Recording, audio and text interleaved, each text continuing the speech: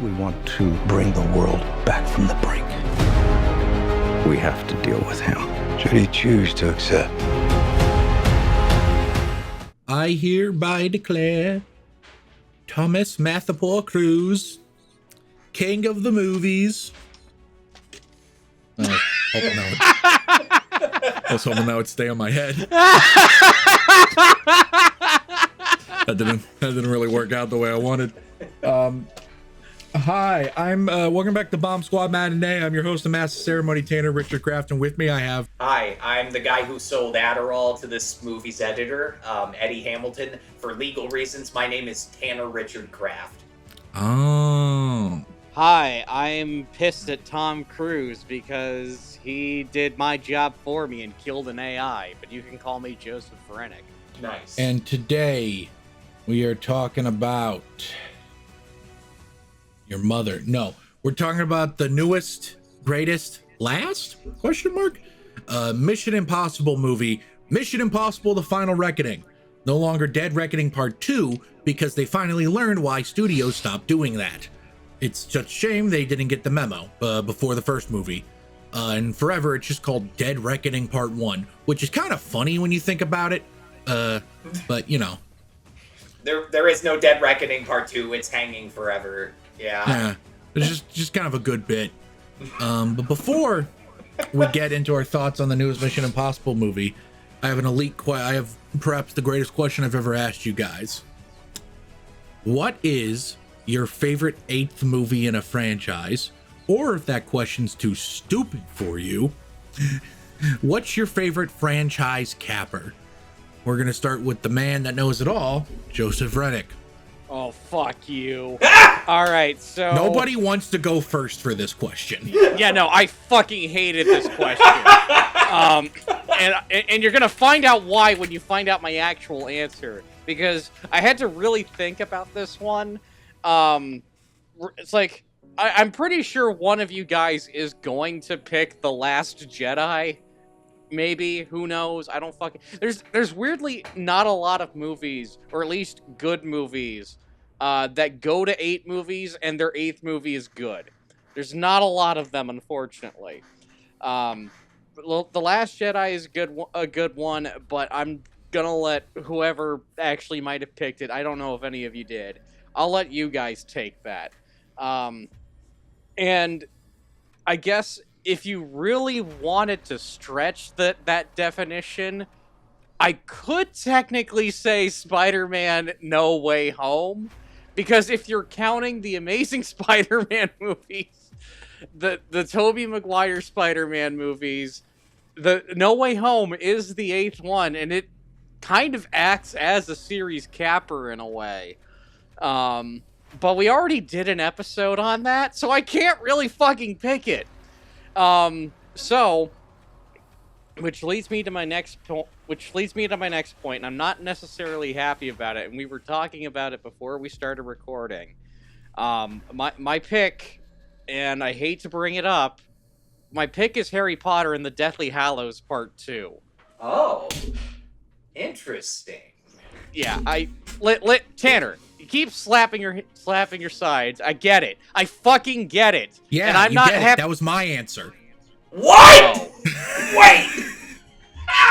I was gonna have a long preamble talking about, obviously, everything with Harry Potter and J.K. Rowling. Fuck them. I didn't think you'd be the one to go. I didn't think anyone else was gonna be willing to go for it. Yeah, no, I was gonna go for it because I grew up with Harry Potter. I loved those movies. I saw Deathly Hallows Part 2 in the theater 7 fucking times. Like, that's how much not only did I love that movie, but I loved that series. Which is kind of a fucking shame that J.K. Rowling just turned out to be a she-bitch and an evil hag. Bruce Campbell, get on that shit. Which it puts that sour taste in my mouth when I pick this as my movie. But if you're able to separate the art from the artist, which unfortunately for a lot of shit that I love, I kind of have to. I'm looking at you, X-Men and Bryan Singer and Brett Ratner. My fucking god. If you're able to separate the art from the artists, or heck, if you're able to just separate the creator and just admire the work of thousands of other workers, actors, screenwriters, the director, who probably do not share the same beliefs as the creator, or at least I hope to God not. You get a very loving finale where they work their ass off to make this, like, the ultimate ending for a series that went on for an entire decade. It's action-packed, it's perfectly paced, an absolute gut punch if you followed the series from beginning to end, especially for fucking me, because I saw all the goddamn movies in theaters. It was a gut punch. It is a great movie, all things considered. I just need to emphasize, J.K. Rowling, fuck you. I hope you fucking die, and soon. Back to you, Tanner. That's my answer. Harry Potter and the Deathly Hallows Part 2. You know, I googled, is David Yates transphobic while you were doing that, and for some reason, Google's AI has nothing to say for that. I don't know why. Didn't generate nothing for that. I think it's safe to say, though, he's probably not. Austin, what's your favorite 8th movie in a franchise, or, if too difficult, franchise capper? Researching for this question sucked so fucking hard. Every new path led to a dead end. Live and Let Die may have a super famous title track, but it's also one of the worst James Bond movies I have ever seen. Yeah, it's not good. Fucking awful. It's fucking awful. And it's racist as shit. It wasn't until the last 30 years they figured out how to make, like, a good Bond song be in a good Bond movie. It's true! It takes them a while. They like, nailed it on, like, what, Goldfinger? And then they did it once in the first, like, and then it took them a long time to ever do it again. Friday the 13th, Jason Takes Manhattan. Utter dog shit. Save for the scene where he, like, punches a guy's head off, clean off his neck. That was fucking cool. Muppets Most Wanted sucks nut. Even if it is, like, the source of that meme where, like, Kermit is in a black cloak talking to himself, that's dope. But for me... You take that back. You fucking take that back, motherfucker. Sucks nut! So, for me... Fuck you. The obvious answer is Alphaville by Jean-Luc Godard, otherwise known as the 8th Lemmy Caution film. That's right, didn't see that coming. You see, Alphaville fucking whips. It looks like Blade Runner if Blade Runner was made for $30 fucking dollars. And similar to these last 2 Mission Impossible movies, it's about a rogue AI that's taken over and is trying to destroy everybody's lives. But in Alphaville, the AI is defeated with poetry and fucking. There are some very funny scenes of people getting executed in this movie. Would recommend if you feel like unironically watching one of those very self-important French New Wave films that you usually just see getting parodied and stuff like 500 Days of Summer. But yeah, Alphaville. Hitting you with the fucking Alphaville. Back to you, Tanner. Ha! Tanner, before you say anything, I'm kicking myself right now because I found a better answer that you would have been able to keep your answer. Oh, what? Star Trek First Contact. Is that the 8th one? Yeah, that is the 8th one. Yeah, that tracks. Tanner, how did you square the circle? Going with the 8th Naked Brothers Band movie. There we go! Are you fucking kidding me? No. I'm just looking at the Wikipedia page for a list of feature film series of 8 entries. And do you guys know that 1, 2, 3, 4 Naked Brothers Band movies came out in 2008? Wonder if that's what caused the stock market thing like that. That was it. Could be correlated. My mother lost her house because they made too many Naked Brother Bands movies. The 7th movie is called the Naked Brothers Band Naked Idol. I mean, this is a movie for children? Fucking duck. Tanner. I vaguely remember this show growing up. Tanner, And Jesus Christ. Control F the word terrorist on that exact page right now. On the Naked Brothers Band one? No. On the page. Yeah, the Wikipedia article for films with 8 entries. Type the word terrorist into the find bar. press down and see if you can find the best lost wrestling movie of all time that nobody's talking about. Hurricane Ramirez versus the terrorists? There we go! No article! Incredible! I've got a list of series that have at least 8 sequels in it, and I'm looking at one right now, and I'm just like, man, Tanner and his fucking boomer ass with his last fucking answer to an opening question, he's probably gonna pick a Rin Tin Tin movie, isn't he? Damn. My Little Pony Pinkie Pie Special Day. Yeah. Oh, God. I'm just looking at the ones that say 8 or more, but actually looking at this Wikipedia page, I saw an answer I could be happy with. It's also an answer that's arguably cheating. It's also a relatively recent movie. Go ahead, Joe. Oh dear God, is it what I think it is? Probably if you're looking at the Wikipedia page. I'm not. Fate of the Furious? No. Fate of the Furious is fine. It's one of The the movie- Apes movies, isn't it? No, the movie I'm talking about came out in 2022. The movie I'm talking about is technically the 3rd movie of its franchise. But if you count the fact that it's a franchise that exists within a cinematic universe, it becomes the 8th movie. This movie was written and directed by Kevin Smith. Oh! I'm talking about Clerks 3. Oh my Fucking God! hell! The Viewers universe! Clerks, Mallrats, Chasing Amy, Dogma, Jay and Silent Bob Strike Back, Clerks 2, Jay and Silent Bob Reboot, Clerks 3. Isn't that the one where he gets cancer? Yeah, and when one of them dies of a heart attack. That's how we Both roll! characters, spoilers for Clerks 3. Kevin Smith had a lot of unresolved feelings about his heart attack. Yeah. And the mortality that came with it. But Clerks 3 is a good movie. I like all the Clerks movies. I remember thinking the movie started off crazy depressing when they just like right off the rip said, yeah, you know the whole plot of Clerks 2? Yeah, Rosario Dawson died. Jesus. Joe and I saw this in theaters together, didn't we, Joe?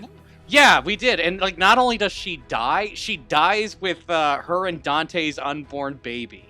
Yeah, also like, isn't it like 6 months after the events of Clerks 2? Yeah. What the This is fuck? like years later. So yeah, like not only did the happy ending that Clerks 2 ends on, that you honestly probably should have stayed with, man oh man, they just ripped that right the fuck away from you. But they make a really good story about like your friends, about it's kind of Kevin Smith's the plot of Clerks 3 is that someone has a heart attack and goes, I should make a movie, and they go on to basically make Clerks. Yep. Yeah. It's Randall meta basically and makes it's his meta first in a good way. Clerks. It was kind of Kevin Smith, if any, his last few movies have definitely tapped into like Hollywood trends in a way. But I really liked Clerks 3. I really liked seeing it in theaters. It made me cry. I thought it was a great movie. I think Kevin Smith is on like a really good streak right now between Clerks 3 and The 430 movie. thank you. I really, really liked the 430 movie. His style hasn't changed. It's still oddly stilted. It still just often features characters just standing around talking to each other. But Kevin Smith's a good writer, so it helps. Would you guys like to hear more movies on the 8 or more movies list? Because Here are some other answers I could have said.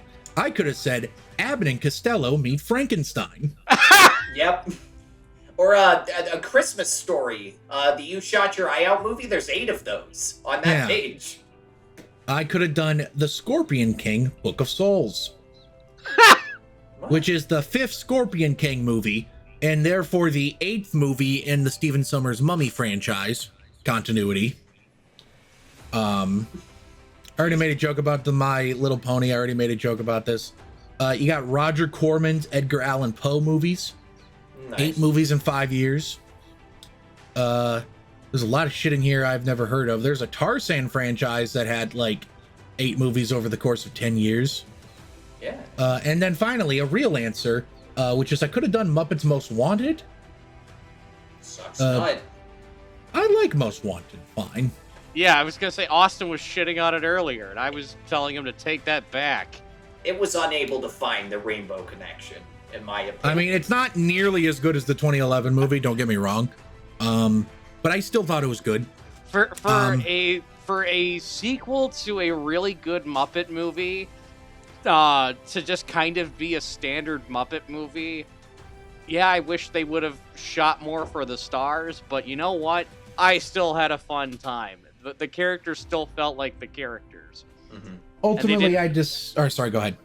And they didn't fucking butcher them in a fucking Office-style TV show.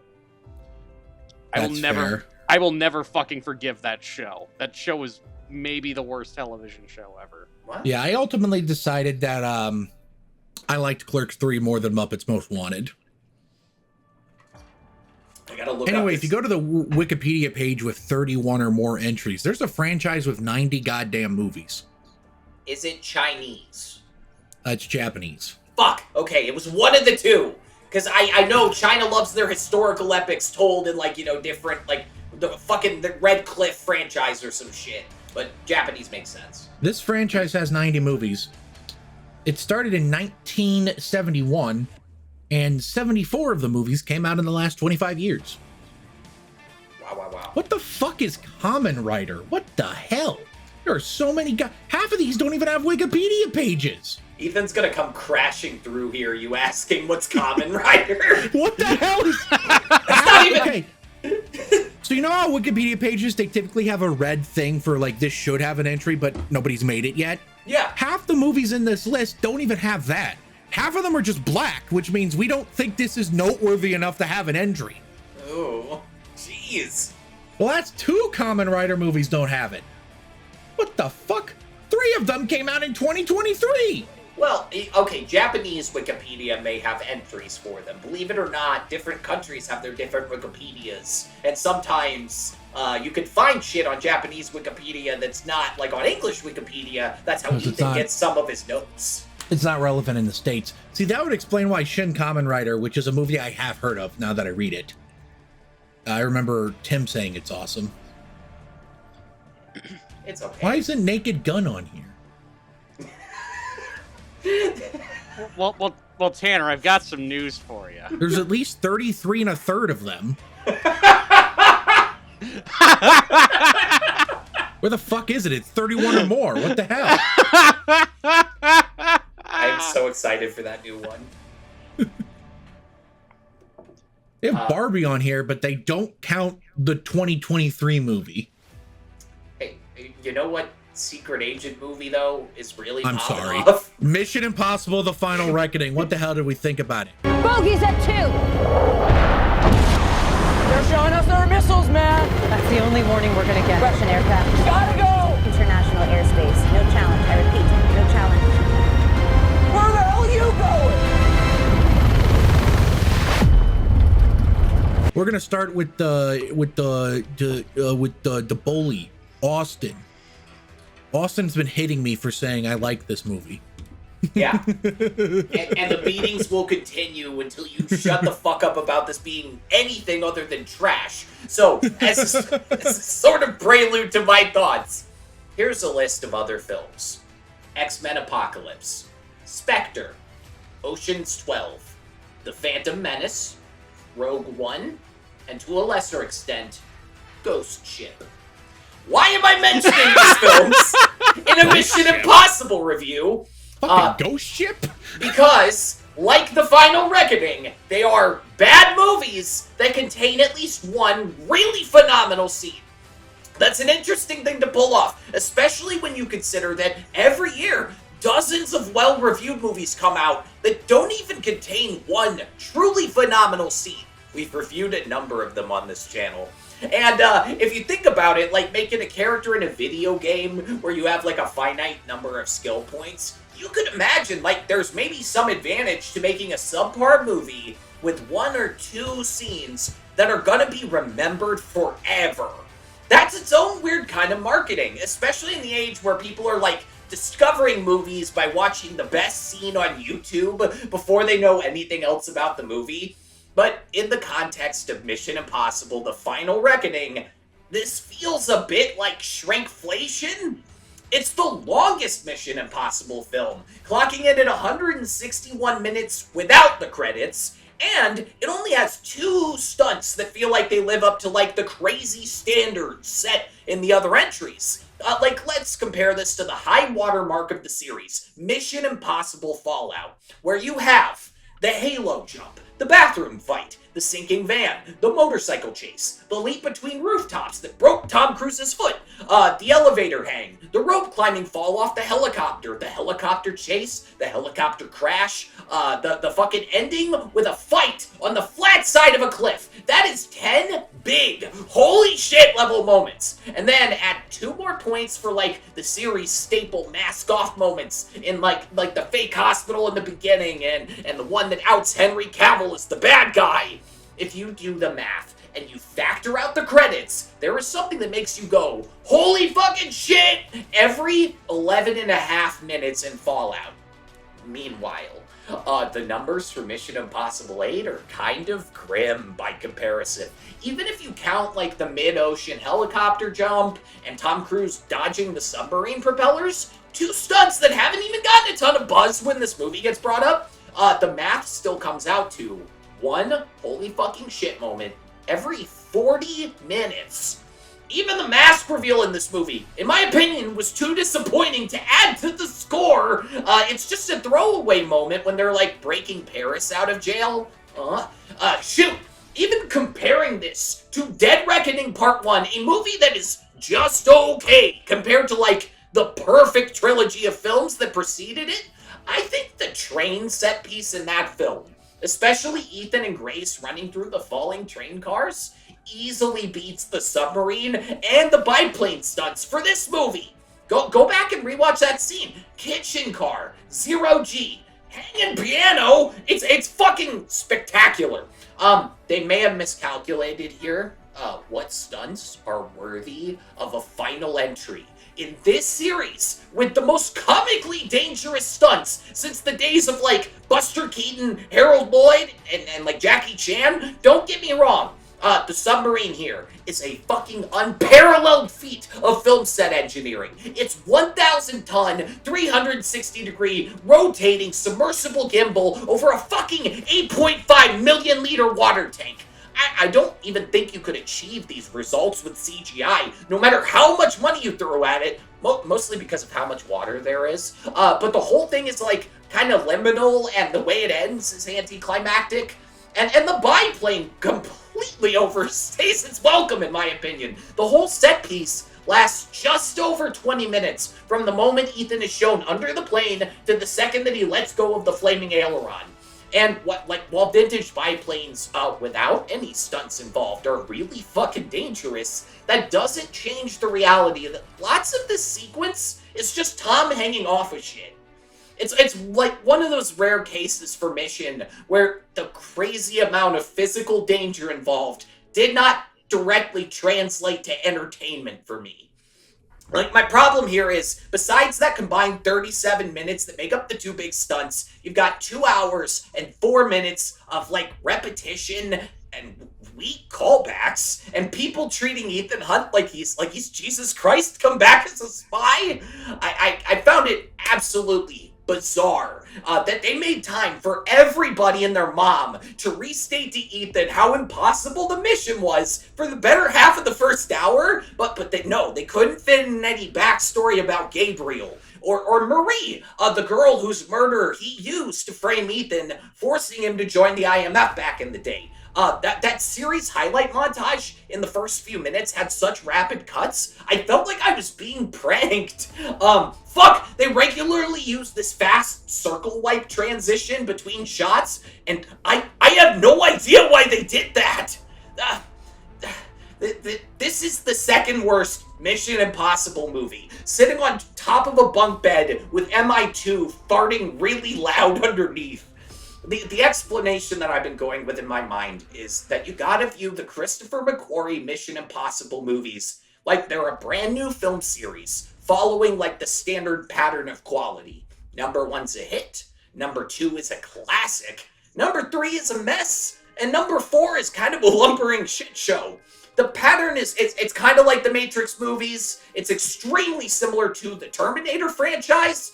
And if you're not like a prequel head, Star Wars also followed this curve. Hopefully they take a chapter out of Friday the 13th's playbook and make another one after the quote-unquote final entry, because it is a damn shame to see the series come so far and not even stick the landing. 6 out of 10, with 1 extra point added for each stunt I thought was cool. Back to you, Tanner. Joe, save me. All right. So I'm going to start with my negatives. Yeah! Damn it. What? I have only a few. I only have a few. This movie is way too goddamn long, which normally would not be a complaint with me for my favorite action series, for Mission Impossible. But I think the reason why this complaint feels a little bit more valid, there is a little bit too much repetition. There are way too many scenes of them explaining the mission. And I think you probably could have cut out a decent amount of them, or just like, oh, if they need to know the situation's dire, you can edit around that shit. Do a time jump. I don't care. We've heard the mission. We know what's at stake. So that's 2 of my big negatives. My other negative, man, oh fucking man, I don't like Gabriel. In that I really think that, like, not only is the performance too over the top for this movie, but he's basically a fucking mustache-twirling villain in this. Like, he no joke, at the end of the movie, literally has a cliche mustache-twirling villain quote, where he's like, "Catch me if you can!" And he does, like, an evil cackle. I really could not get into it. He was one of the weaker parts of the movie, unfortunately. With that being said, I'm sorry. I fucking loved this movie. It's Mission Impossible. I've got the bias. I loved it. I thought it was fun from beginning to end. It's like, sure, it can be a complaint that, man, oh man, they compare Tom Cruise to Jesus, but that's kind of the beauty of the fucking franchise, is that everyone compares him to Jesus. Like no joke, fucking Alec Baldwin calls him the living manifestation of destiny. That's just that's the franchise's charm, baby. It's like family in the Fast and Furious franchise.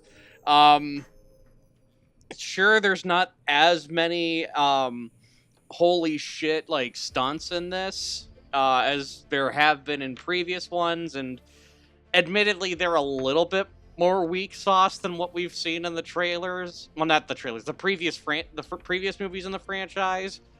But man, oh man, I have so much fucking fun with them. I love that submarine sequence. It was so goddamn tense. Watching Tom Cruise literally fucking dangle off a biplane. Edge of your seat stuff. I was thoroughly entertained from like beginning to end. The villain's death in that scene. It may not have had the great like audience reaction that Fallout had when I saw it, where it's like, we're all into the movie. It's a packed IMAX for Fallout. And then that hook goes right into Henry Cavill's head. And everyone in unison just goes, "Ooh!"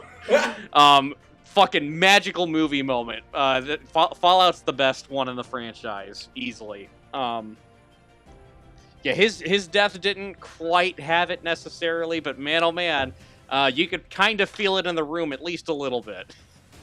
I don't want to get into spoilers until I kind of spoiled it in my intro, but I don't want to get too deep into spoilers until we get in a general discussion, so I'll just end it with Pom Clementia, hottest woman alive. Back to you, Tanner. Movie good. You guys know that Julianne Moore was in the Naked Brothers Band movie? What? She's a real actress. Sorry, I've been reading about the Naked... I've been listening, but I've also been reading about the Naked Brothers Band. Sorry, I kind of fell down a rabbit hole. I just like was reading production of Naked Brothers Band, and it was like, yeah, the director told her friend Julianne Moore about what she was making, and Julianne Moore was like, oh my god, I want to be in the movie. What the fuck? I think Uma Thurman is also in that movie. If I remember correctly. No fucking way. No way. This is 2005. People still respected her. She was just in Kill Bill. This was right as my super ex-girlfriend happened. Oh. That's one of those movies like RV and like Wild Hogs where like I forgot about it until you just spoke it back into existence. Son of a bitch, Uma Thurman is in this. It's Sydney Lauper? What? Arsenio Hall? How many favors did they call Tony in? Shalhoub? Oh yeah, Tony Shalhoub was in it. That's right. They all play themselves. Yeah, because the whole series is like a pseudo documentary. Well, like the whole point of it is like, what if like the Beatles were a bunch of 4-year-olds? Yeah, basically. And to think, guys, this movie, at least in part, is responsible for Hereditary existing, if you think about it. Oh yeah, because Alex Wolff. That's right.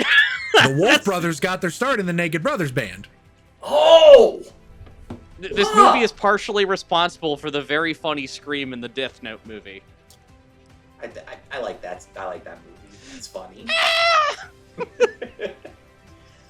Draper's real-life husband, Michael Wolff, plays his son's widowed accordion-playing dad. Why did she kill herself off in the movie about her children? Tanner, get back on topic, or the IMF's gonna disavow you. Come on. Get back on... Tanner, Mission Impossible, now! Come on, Tanner. The clock is ticking, Tanner! This was released in theaters in Germany. Mission aborted. We'll get them next time. Mission Impossible: The Final Reckoning is one of the best Mission Impossible movies. It's not as good as Fallout, and it's not as good as Ghost Protocol, but I like it more than the first one, which were the only other movies in this franchise I've given 5 stars to. That's right, I gave this movie 5 stars. I think this movie should have been 30 minutes longer, number 1. That's my complaint. It's too short. Whoa. Should have been longer. There should have been more flashbacks. Because you like those, right? I fucking love that shit, man. I love lore. I'm a fucking nerd. I'm not gonna lie. I'm a fucking nerd. Like, the people that we complain about Star Wars being like, oh, lore. And yeah, that is stupid. But also, I fucking love that George Lucas is like, call it jizz music. And then a bunch of writers 20 years later had to ascribe meaning to that. I love being reminded of shit I saw already, okay? I love that shit. So I fucking loved, everyone's like, oh, the first hour, after you get through the first hour. Now, I fucking love the first hour. That shit ruled. I love Nick Offerman, and I fucking love how every time Ethan Hunt's in a room, everyone's like, you should kill yourself now. And he's like, that's what the entity wants you to think. He says the entity wants you to not suck my dick in this movie. I'm pretty sure he says that at least once. It's fucking awesome. I think the scene where he went into the AI thing, I think that should have been like a tentacle hentai scene. I think that would have enhanced the movie. Just want to put that out there. Christopher McQuarrie and Tom Cruise clearly want to fuck each other anyway, so like they should have just put it on screen. Jesus Christ! I love the first hour. It's all fun. I love lore. Tom Cruise's hair, incredible. We're back to Ghost Protocol levels, which is great. I don't understand how his hair's like that if this allegedly takes place 2 months after the first movie. That's kind of funny, considering that I don't think hair grows that fast, but whatever. You know, not my shit, not my toilet. Tanner, there's an explanation. Hunt is the living manifestation of destiny. He is predicted. We are having this very conversation right now. The movie, every woman in a Mission Impossible movie is like the most beautiful woman alive. Haley Atwell, Pom Clementeith, Angela Bassett. Hell, even the Dunlow's wife. She can get it. You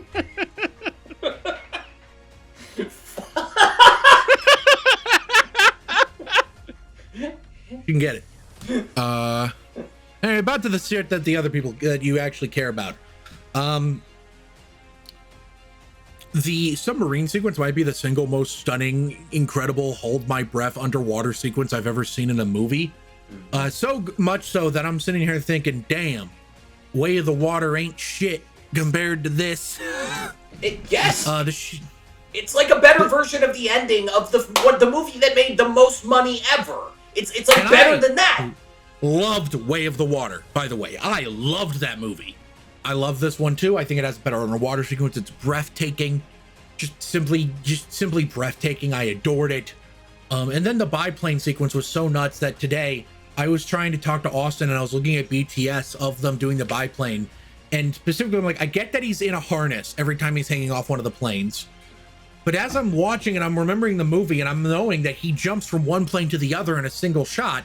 So I'm sitting there thinking, did those crazy motherfuckers just let him do that? Austin and I have reached a conclusion that he was probably harnessed to the plane he was jumping onto. And they were able to do it that way, but I haven't seen BTS photos, so I don't know for sure. Maybe when the Blu-ray comes out, we'll get insight. And they have that one still photo online that really fucked with our heads. What was that called? Like the changeover or something? Yeah, the transfer that Tom Cruise posted, which was just the two planes. And you can see that Tom Cruise, by the way, has like only two things, as far as I can tell, connecting him to the plane. And I'm just sitting there thinking, like, if you let go, is that really going to hold your weight? It has to. I can only assume it has to. Because you're sitting here thinking, I get that he probably pays for the insurance. I get that since he's the producer, he can kind of make the rules. But to an extent, to a certain point, the studio has to be, you've spent 400 million of our dollars. We're not letting you die. But I guess they just let him do whatever the fuck he wants. I don't know. In the first movie, I had a theory that this movie was about Tom Cruise trying to kill God and shit like that. I think I sort of have a new perspective on it. I don't think it's necessarily about Tom Cruise trying to kill God. I think it's about Tom Cruise trying to kill the devil. Not bad. There's a lot of Catholic imagery in this movie, which has convinced me more than ever that the rumors about him no longer being in Scientology are probably true. There is so much goddamn Christian. It's a fucking crucifix key. For fuck's sake. You don't get more Christian than that. He comes back from the dead in this movie. They revive him. Well, that scene, I saw this tweet that I kind of liked that said that scene represented he came out of the womb, and then Grace was like a mother to him. Ooh, I love this. I don't know. There's a lot of stuff going on here. I loved all that shit. The biplane shit, the stunts were insane. Tom Cruise was 62 years old when they filmed this movie. Jon Voight was 58 years old when they made the first Mission Impossible movie. Take care of your body, kids. Don't smoke cigarettes. You want to know the really crazy thing about with age in this movie, though? What? We'll find out after a brief commercial break. So, do you guys know a Naked Brothers Band song charted on the Hot 100? What?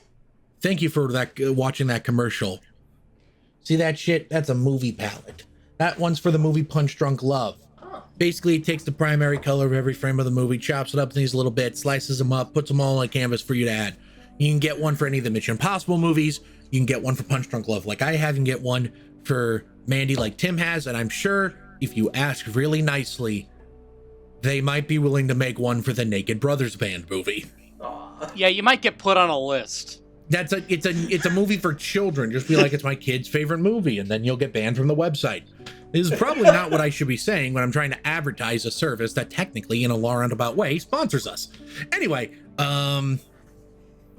point is, add whatever movie pal you want to your cart. Before you check out, enter the code SQUAD15 to save 15% on your order. Thank you so much, and now back to the show. So here's the thing about age. Dunlow. Oh, okay. He's 70 years old. Yeah. Did they say a line in the first movie that he was banished to an Arctic base? Yeah, and he did. He was. Oh, okay. Which is cool. But why? It's crazy. I did not know he was 70. That's a damn good 70 right there. Yeah, he's looking He looks good. damn good for his age. He looks younger than Jon Voight did in the first Mission Impossible movie. It's He amazing looks how fucking much... younger than Tom Cruise in this movie. That's honestly, I was thinking the same thing. I honestly just assumed that's crazy because I thought he looked older in the first one. Now he looks younger, but I'm like, oh, because he is older. That's crazy. it's amazing how much hatred aged Jon Voight. Yeah, I was thinking in the bathroom, it was like one of those things where it's like, wow, they got so lucky that this random schlub from like a Brian De Palma movie grew up to be a hot old man. Like, he's not like, like put this guy on a magazine, but he looks like he's camera ready still. And Yeah. I haven't thought about that guy since the fucking first movie. So I know Nobody you didn't has. care for the movie Austin, but I don't know about you, but around the time they're on the plane going to like the third act, and I saw that Dunlow was on the plane, and I realized, holy shit, he's gonna be in the rest of the movie. I started fucking levitating. I was so happy. Because, like, first off, his screen presence is incredible. It's crazy that, like, doesn't he even have a line in the first movie? Not Like really. a real line? I know he, like, says something like, "Morning, Deborah," or whatever, or like, "Ugh, coffee, making me shit," or something like that. But he, like, doesn't have any real lines. Well, in this one, he has, like, close-ups and shit. He has the knife still. Why does he have the knife still? Who gives a shit? It led to a cool scene. Yes, He has did. fucking monologues in this. And they're awesome. And here's the thing. It's not just like a fucking glup shit of Star Wars. Oh my god, it's fucking Jango Boba piss off fat. It's not just a bullshit cameo for the sake of being a cameo. It ties into the themes of the movies about how, like, the past catches up for you for better or for worse, like we are the sum of our choices type shit. Luther kind of monologues the meaning of the movie away in his post-death radio message thing. Everyone keeps saying, Ethan, every time you've saved the world, you've also, like, inadvertently, like, risked fucking over so many people. And he's one of the people who he did really fuck over with his Mission Impossible hijinks. But years later, he's able to make it right, They're able to save the world together. It rules. Yet another take that some Speaking of- people... Go ahead. Let me, before you go on with your take, because I want to speak. You mentioned Ethan fucking up his own life with his own Mission Impossible hijinks. Man, oh man, that boy did he ever! Because man, oh man, does this movie recontextualize Mission Impossible fucking 3? Let's not forget that. Like the one that everyone fucking forgets. Like, they bring that back and recontextualize it and arguably make it essential viewing now, if you watch the entire series. It's kind of fucking insane. We finally know what the rabbit's foot is. Yep. I also, Tanner had to tell me this. There's like a shot of Ethan with the rabbit's foot, and I just assumed that was a flashback because they studied everything down to the lighting and the film grain on the fucking stock they shot MI3 on to emulate the look of that movie. I really was just like, that's a flashback. I haven't seen MI3 in a while, but that was in the movie. No, They I shot it for rewatched this. all the Mission Impossible movies leading up to this. It's a whole point in Mission Impossible 3 that they hype up how, like, stealing the rabbit's foot is going to be a big deal. And then it's like, it's kind of a good gag that it's just like, oh, we don't show it. They explicitly do not show the heist. It's kind of funny in a good way. I don't think some people say that's a detriment to the movie. I think that's a compliment to the movie, which makes the fact that they then went back and shot something that looked like that all the funnier. Speaking of callbacks to previous movies, leading up to this movie, I saw a tweet that said Mission Impossible: The Final Reckoning has a, quote, Rise of Skywalker Palpatine level reveal in it. And I was dreading what that meant. As it turns out, what that meant was the reveal in the first, I think, half hour, kind of don't know, that Shea Wiggum's character is the son of Jim Phelps, which is Jon Voight's character in the first Mission Impossible movie. Now, I saw someone say it's a stupid, meaningless reveal, but it also doesn't come up again because it doesn't matter. Wrong! It, once again, ties into the movie's themes about how your antics, your choices, they're catching up to you. It's the sum of everything you've ever done. Making him the son of the villain of the first movie, and therefore, that's the reason why, because there's a line in the first Dead Reckoning movie where he goes, I don't know him, but it is personal, basically. Oh. That contextualizes that now because he was the son of Jim Phelps. Right. Now, it doesn't matter too much, obviously, but it ties into the themes. It builds up the themes, I think. I liked it as a plot thing. I had an issue with Wiggum's performance. I thought he was too quiet. I thought, like, he puts on this kind of, like, serious demeanor, and I think it was just too, like, monotone, or I wasn't digging what he was putting out. Everything plot-wise I was in love with. I thought his performance was kind of like, what the fuck are you doing? Well, his boyfriend left him. That's the whole thing in the beginning of the movie. His boyfriend, the black guy, his partner. I didn't know they were dating. I didn't put that together. God damn. Well, everyone in these movies are gay. Remember that. I forgot. It's the opposite problem of his performance in the previous movie, where he's too kind of loud and annoying. Corey gave him 1 note per movie. Yeah. Speak up, Wiggum. Shay, you're a little too loud. Quiet down. That's the 1 note he got in either movie. This is a bit of a sidebar, but do you all remember the leaked Tom Cruise audio from the set of Dead Reckoning? I do, yeah. I don't ever want to see it again! Yeah. Never! Yeah.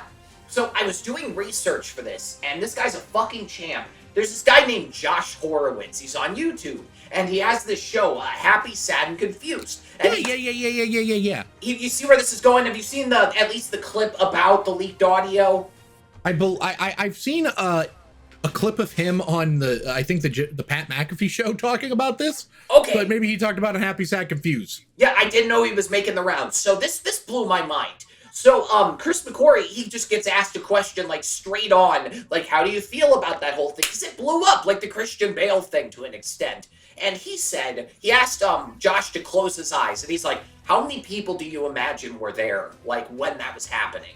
And Josh was like, 15, 20, and he's like, no, 5. Counting me and Tom, and 2 of the other people were the people in charge of, like, the COVID stuff. It was like a thing where they took the people aside. There were 30 minutes before that audio where they were trying to hammer the point in without any yelling, and they just weren't getting it. Like, it was made out to be this, like, Tom going fucking apeshit under pressure thing. But what you didn't get is, in context, they were very, like, professional about it. They dragged these 2 people aside because there was a ton of money on the line. He breaks down that, like, the whole public perception of that is so divorced from the context of what actually happened that day. And it was just weird getting that level of follow-up about, like, what was happening in that leaked audio was actually very reasonable. You know, Tom Cruise, we all picture him as this big diva, but at least in that instance, it was, like, much more normal set behavior than any of us could have imagined without the context, you know?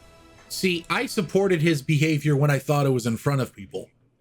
Interesting. Because yeah. I thought he was justified because I thought someone was breaking the rules, and, like, you have to understand, the Pat McAfee show thing I was just bringing up, Tom Cruise went on that show and he basically kind of, like, gave the breakdown about how he kind of single-handedly saved the film industry. Yes, he did. What he did basically was he was getting on phones with, he was in London. Tom Cruise lives in London, like, basically full-time. And I think he was just outside the set for Mission Impossible. He's calling studios back home and he's like, hey man, how are your protocols going on? What kind of stuff you're working on? And he's like, the studios back home are like, we're not working on anything. We can't, we're shut down. And Cruise goes, really? Because we're filming our movie. And those studios go, So a couple weeks pass by, Cruise calls those same people again. You guys started up production yet? Yeah, man, after hearing that you were making it work, we're making it work. Cruise then turns around and to, like, the financiers of Mission Impossible and say, see, they're making movies. Let's get back to work on Mission Impossible. There's a way to do this safely, clearly. He is also on the phone. He said, I don't think it was heads of state, but he says he was talking to governments on figuring out how he basically film was barreling towards a death spiral. Between that and his absolute fight to get Top Gun Maverick in theaters, 90-day theatrical window, not straight to streaming, never straight to streaming. Tom Cruise kind of single-handedly saved film as an industry. Yeah, you talk about the budget for this, $400 million. I noticed the Wikipedia report on the budget is like $100 million shy or something fucking crazy. But there's a lot of articles. It was $400 million or so to make this. And one of the reasons was, during COVID, they were still paying people. You know, with the COVID and the fucking strikes, they were still, like, keeping people employed. What happened with the first movie, because the Dead Reckoning had a ballooned budget, and the reason that had a ballooned budget is because Tom Cruise made sure that he wanted the crew on standby. So he kept paying them so he could have them on standby so they could start production up again at a moment's notice. And then basically the same thing for Final Reckoning. The strikes happened, specifically the acting strike happened, which if you remember, the acting strike happened like right after Cruise finished promo for the last Mission Impossible movie. He got that shit in under the fucking wire. And he, again, the production company personally paid the salary for the strike people. Unfortunately, that cost a lot more money. That's why the budgets of these movies have ballooned, but the budget balloon was so there wouldn't be a giant, like, moving parts thing to get people back once they were able to start filming again. Originally, they wanted to film these movies back to back. COVID and the strikes prevented that. Like, I get you don't like it, Austin, but like Tom Cruise has certainly solidified himself as like God, like fucking hell. He saved movies. He saved movies. Yeah. I can totally respect what he did for the industry, while also thinking they should have had a tighter script. Or like the magic, because they always film these things without script. Macquarie says it's like an intuitive process making the Mission movies. I think their luck ran out with this one. That's fair. I think it worked, but I get it.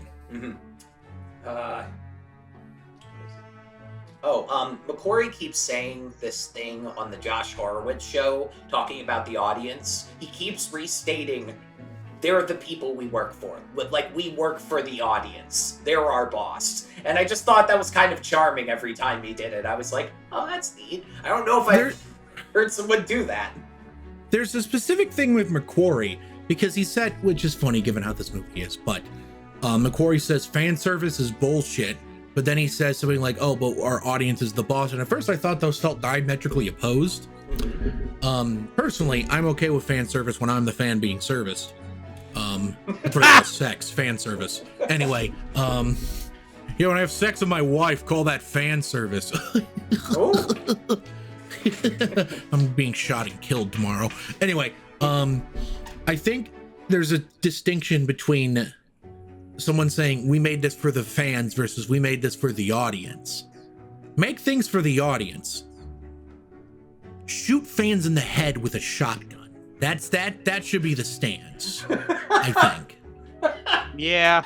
Fans don't know what's good for them. They don't know what they want. They think they know what they want, but they don't. Fans deserve to die. Myself included. I often think I know I want something from a movie, and then the movie winds up being something else, and I loved it. You know, I thought this movie was going to be very different, and then I wound up loving what I got anyway. Oh, that actually really tracks. Don't make movies for fans, make them for the audience, because if the whole audience likes it, they can peer pressure the fans, you know? Yeah. It kind of has that inward effect. Plus, you have the big thing these days where, like, a lot of fans of, like, famous franchises are, like, CinemaSins brained. They'll find a way to nitpick everything. And the things you do for fans in any given franchise are often, like, kind of esoteric. And whereas if you aim for the whole audience, it's like, it usually ends up hitting harder. By the way, go ahead. I feel like there's even a fucking line of dialogue in this movie that feels like it directly ties in. Are you talking about when Tom Cruise is choking someone else between his legs and he basically says, you spend too much time on the internet? No. Because that was fucking awesome. Yeah. No, that's dedicated for the fans. No, I'm thinking of the whole thing about doing things for the audience. I feel like there's a line of dialogue, and I think both Tom Cruise and Ving Rhames both say it. It's like, we do it for the people we never meet. Mm-hmm. Nice. Why did Ving Rhames have cancer, like, all of a sudden? Yeah, that's... You know what it feels like? I have a theory. What? Christopher McQuarrie and Ving Rhames got into a room, and McQuarrie basically said, Ving, I'm running out of excuses to make sure you keep sitting down during these movies. You notice that? He's, like, always sitting down. Yeah. I think that was basically, Christopher McQuarrie was like, buddy, I can't figure that out anymore. We're gonna have to kill you. And Ving went, and Ving said, Arby's, we have the meats. And McQuarrie said, stop saying that. That's a good theory. Two things I want to bring up with the cast. Okay. Number one, We're all giving, Tom Cruise's props for the stunts works, and especially the biplane sequence. Can we please give some credit to Isai Morales, who plays Gabriel, who also was dangling around in the biplanes? Yep, he was up there with him.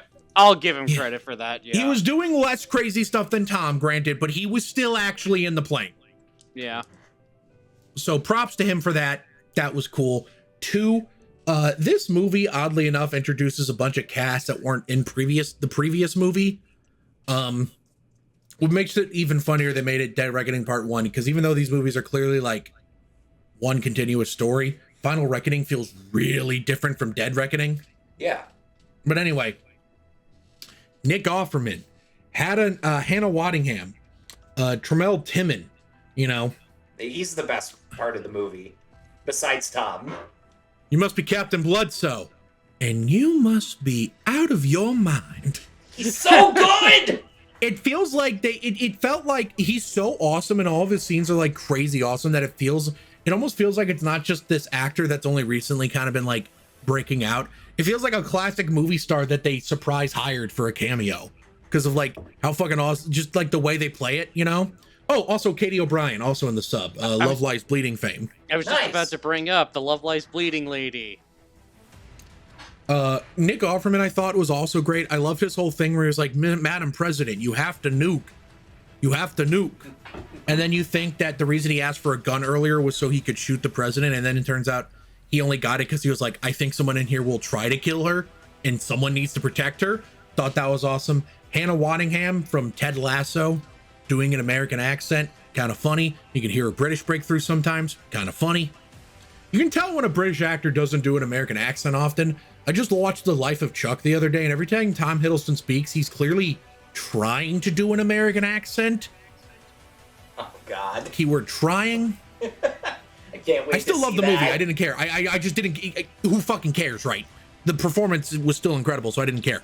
Anyway, all the new actors in this movie are awesome. They all have awesome scenes. When you were talking about cast, I thought you were going to talk about Haley Atwell. Did you have another point for Haley loaded in the chamber? I do. I think her character feels different from Dead Reckoning in a weird way, but not in a bad way. Mm-hmm. It feels like there's like the 2 months that take place in between these movies. I can only assume she like went on a spiritual journey taking LSD in Tahiti or something because like she acts real different. Mm-hmm. But also Haley Atwell might be the most beautiful woman alive, tied with every other woman in this movie, including Tom Cruise, who's the most beautiful woman alive. I would almost say she has a certain glow about her in this movie in some of the fight scenes. A certain 8 months pregnant glow. Oh yeah, she was pregnant. That's fucking nuts. Why do we keep doing this to our queens? Making them do high kicks when they're pregnant. 8 months pregnant too. How do they hide that? Right. I was about to ask Tanner, what do you mean? What do we do this? Why do we keep doing this to our queens? Having them do stunts while they're pregnant, or getting them pregnant? Which one? Do stunts while they're pregnant. Like obviously it's her choice, and if she wants to do that, that's fucking fine. Who gives a shit? How do you hide fight scene? How do you hide 8 months pregnant? Yeah, that's like the baby's coming like now pregnant. That's like full blown. Like you got a saucer in the front pregnant. Like she could have landed funny and oops, my water broke. How? I want to nuts. I want to find what VFX shop like just had to fucking CG out Haley Atwell's big baby bump. That's one dude's job for like a month. Just sitting in Boris silhouette, fucking making a bump go away. I just want to know what fight scene it was. I gotta ask you guys, while we're on the topic of Haley Atwell, how do you guys feel about that romance between Tom Cruise and Haley Atwell? I don't think it's a romance. It kind of borders on it. And it's also maybe one of my least favorite parts of the, like, not just this movie, but the last one even. Like, they have decent chemistry, but man, oh man, they just fucking met. Okay, I can buy the quasi-romantic in this movie. In the last movie, they much more just had like a mentor-mentee relationship to me, and I didn't feel any romantic chemistry. Yeah. Yeah. I don't know. It just doesn't work too well for me in this. But I like Haley Atwell in the movie. I think she's fun. She was fun on in them to kiss at the end. I don't know She was why. fun in the last one too. I wish I got to see the last one in theaters. That was a fucking crazy ass time for me. Oh man. Yeah, for context, as everyone on the show knows, I work at the Alamo Draft House. Before I started working as a projectionist, I was just a food runner. And the month that Mission Impossible Dead Reckoning Part 1 came out, that was a crazy-ass time for me, and I really wanted to see it when we had it, but we only had it for 2 weeks at the Alamo. And then also, a little thing fucking dropped that month. It was called Barbenheimer. Yep. I had no time to see it. Yeah, the last Mission Impossible movie had to complete with Barbenheimer. This one has to fight with Lilo and Stitch, aka Nani gives up Lilo to the state because... Can we talk about Lilo and Stitch real quick? So here's something about the new Lilo and Stitch movie. Yeah. Did you know that the Lilo and Stitch movie is spreading Medicare misinformation? What? So part of the reason it's so at the end of the new Lilo and Stitch movie, Nani gives up Lilo to the state for adoption. This is the 37th most wrong thing about the Lilo and Stitch movie remake. What I'm saying is that it's bad, but what's arguably worse about it is the reasoning. So basically, hold on, let me double check this. But basically, at the end of the movie, Nani gives up Lilo in order to go to college, which first off, she opts to go to college in California, even though as a native Hawaiian, she could go to Hawaii school tuition free. So that's an actual Hawaiian law, mind you. Which is annoying. So I'm sorry, not Medicare, Medicaid misinformation. Medicare is for seniors, Medicaid's the other one.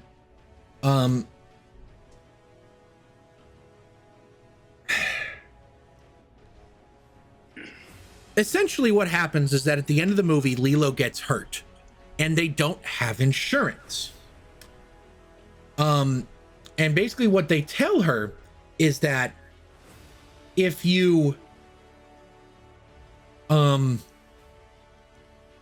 give her up for adoption, the state will pay for her treatment. And there's basically a line that says the reason why she doesn't have insurance is because Nani forgot to sign up for Medicaid. But that's not how Medicaid works. Right. It has Medicaid misinformation.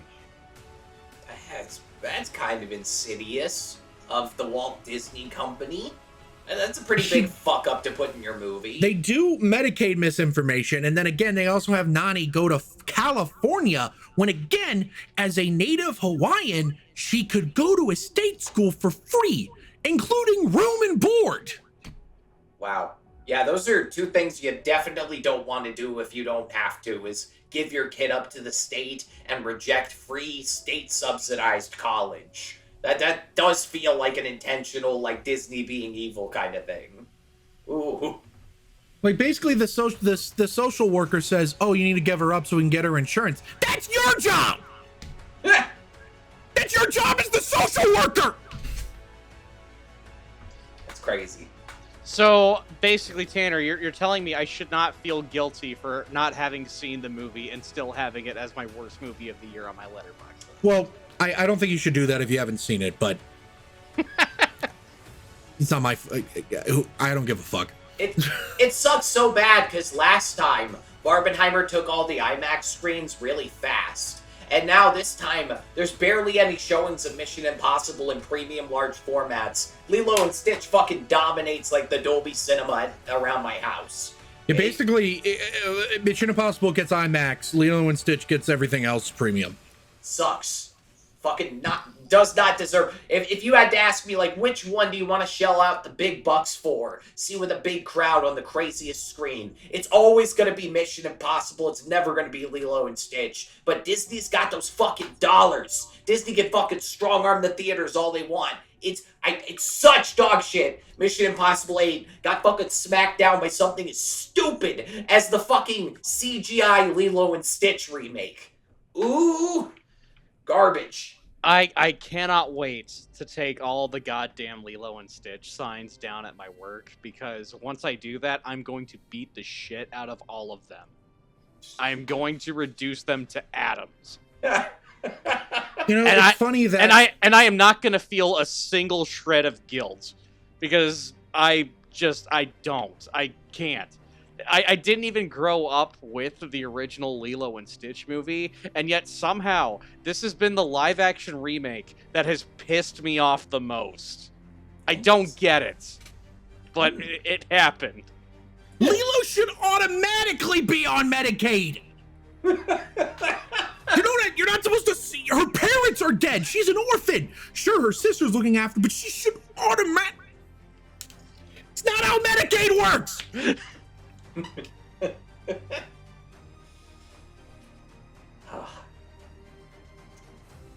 Well, we are at 1 hour and 5 minutes. Joseph Rennick, what are your final thoughts on Mission Impossible: The Final Reckoning?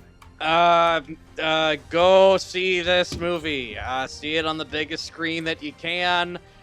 Give your money to this, not that fucking piece of shit Lilo and Stitch. Fuck that movie.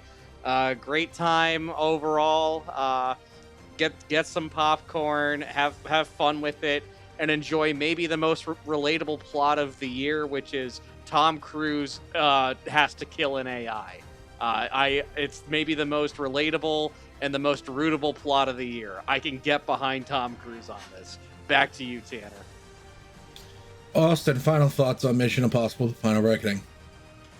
Mission Impossible Endgame found a way to be light on action, light on the fun, and almost 3 hours long. You could compare it to The Godfather, but only in that respect.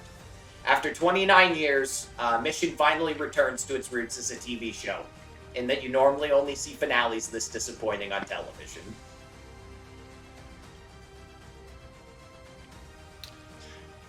Mission Impossible: Final Reckoning is a great send-off for the franchise. At least I think it's a send-off. They leave the door open way more than they thought they would. It has some of the best stunts of the franchise. Tom Cruise is doing his absolute most. McQuarrie is absolutely owning this shit. I honestly hope they make more of these, but if they don't, well, it's a good thing Jeremy Renner character is still alive. If your parents die because of survivorship laws, you're automatically enrolled into Medicaid. What do you mean? No, he forgot to fill out a form. That's not how Medicaid works. But didn't forget to fill out a form? Who? You! The person watching / listening to this episode of Bomb Squad Matinee. I'm sorry for talking so much about Medicaid misinformation. It's kind of really annoying. If you are listening on any of the audio platforms we're on, thank you so much for listening. We really appreciate it. How about you mosey on down and leave us a review? It helps boost us in the algorithm or something like that. I don't know. I just work here. And if you're listening, how about you mosey on down over to our Patreon? $5 tier gets you access to commentary tracks. Joe and I just recorded one for Mr. 3000. I still need to upload that. We have some more planned for the future. It should be fun. $10 tier gets you access to a shout out at the end of the episode. So my mom, Tanya Kraft, thank you so much for contributing. We really appreciate it. If you want to give us money in a different way, perhaps, or if you just want a Bomb Squad Productions shirt or hat, go on down to bombsquadproductions.shop. Link in the description. That's right. They got merch now. You have shirts. We got hats. We got posters for some of the short films we've made. And we also have some magnets, some stickers, a lot of fun stuff like that. So go ahead, add some stuff to your cart and check out. We'd really appreciate it. A lot of the money goes straight to us. And, you know, you get something in return. And it's also a really easy way to financially help us out here. Running this stuff isn't free. You may think it's free. I spend a decent amount of money every month. Anyway. And if you're watching this on YouTube, thank you oh so very much for watching. We really appreciate it. How about you mosey on down over the comment section below? What do you think of this Mission Impossible movie, The Final Reckoning. What's your favorite 8th movie in a franchise? Do you think this is a good franchise send-off? How the fuck did they do the biplane stunt? And secondly, please, for the love of God, indicate to me that you understand that that is not how Medicaid works. When Lilo's parents passed away, that she should have automatically been enrolled in Medicaid. And quite frankly, because of Nani's situation, she also should have been Medicaid eligible. The social worker should not have told her, oh, just give her up for, that's not how this works. It's true. And while you're down there, hit the like button so you know how much you like us. Hit the subscribe button so you know how much you love us. Hit the bell icon to know exactly when we upload new videos. Thank you so much for watching. Really appreciate it. Tune in next week for a Tim Sullivan hosted episode. That's right. We're going to be talking about the 2005 movie directed by Christopher Nolan, Batman Begins. Should be a lot of fun. I won't be there. I'll be on vacation, unfortunately, but I believe these two will be there. So I'm sure they're going to have a lot of fun doing that. I'll be there. Me too. Thank you so much for watching. We'll see you next time. Bye. Mission accomplished. It's not how Medicaid works. It's not how Medicaid works. Arby's, we have the meats. They slid my ticket across the table and I said, sorry guys, I gotta see about a girl.